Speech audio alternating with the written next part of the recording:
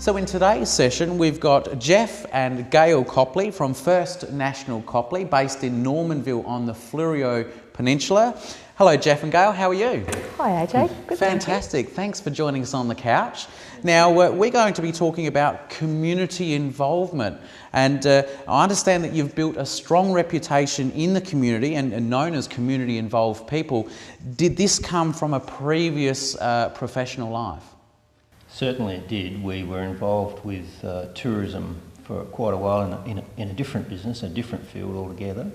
And so we worked with a large number of different organisations within the area, and that's developed a nice network for us with small business in the district. So it definitely has come from that. How have you integrated the community involvement factor of your business into your current real estate business? I think we've made a conscious effort to involve other businesses in the community. So we use local services when we're using services in the town as far as we possibly can, and that helps, I think, build networks and keep everybody sort of more comfortable with what we're doing in the community. We've also, obviously, we do the donations to small bits and pieces, charities, that sort of thing in the town.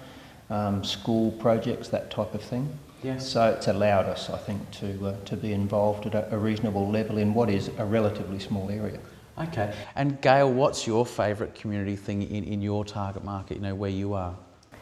Well, I guess I'm the bean counter side of the family. So one of the things that we have a big focus on is engendering good faith in the whole. So feedback-wise from the community. If people don't have a bad thing to say about you, well, that's always a good thing. And we pay people for the work they do immediately. Yes. That's one of the things that I like, as a paying the bills. Yes. And often that can be the opposite with small business. They put the people down the line when it comes to making payments. And what are some of the strategies for the community work that you've done and the community work that you're going to do in growing your business? So working with the community and growing your business as one. What are some of those strategies that you've looked at? Well, I guess just using local business for anything we need done, the painter, always use the local people, because they're the ones that are going to be talking to the potential vendors. If they're getting a house painted and renovated, they're going to say, "Oh, gee, you're thinking of selling? Because we think you should use these agents. They're going to do a great job for you." Excellent. So that's referral. Yeah, referral. I think another thing we've looked at just in this past year, and First National Copley is relatively new as a business. We've investigated providing a vehicle for local community use.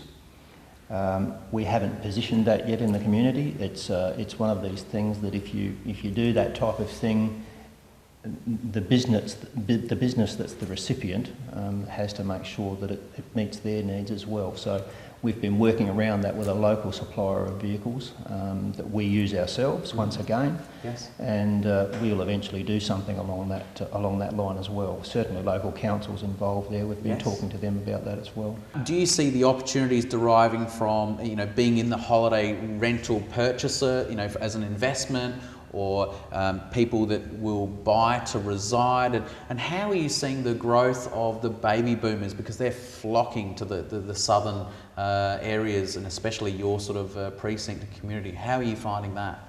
We're starting to see the baby boomers come through now. Often they're buying larger pieces of ground these days. They've got lots of toys to park, and so we're seeing that they want better than a smaller allotment, certainly, but we're getting more of those through now. But over the broad spectrum of things, it's going really quite strongly. And it's important to be available during their time frame. People don't they don't work 9 to 5, and we need to be available to suit them. So we don't do opens. That's the traditional method in the city.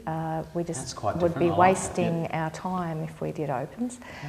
and people get a bit of a shock with that, but you know, our time can be structured then more efficiently.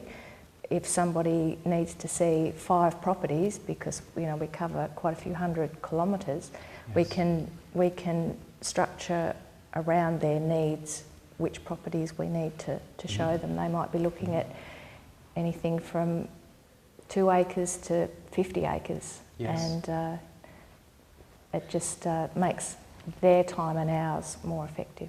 Your business, it can be quite seasonal on the southern coast.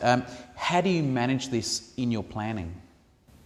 I think importantly, we try very hard to take the broadest possible view of sales. So we take on all sorts of, all the various methods of sale, whether it be commercial, holiday rental, you know, owner-occupier.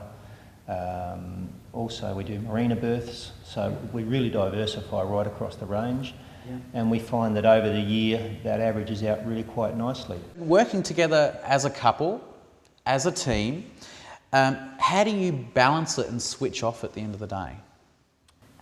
Chase the dog around after work and feed the chooks, and no, we do have a rule that when we have a day off and we might be, or an afternoon, we like to go out sailing. That certainly clears the mind.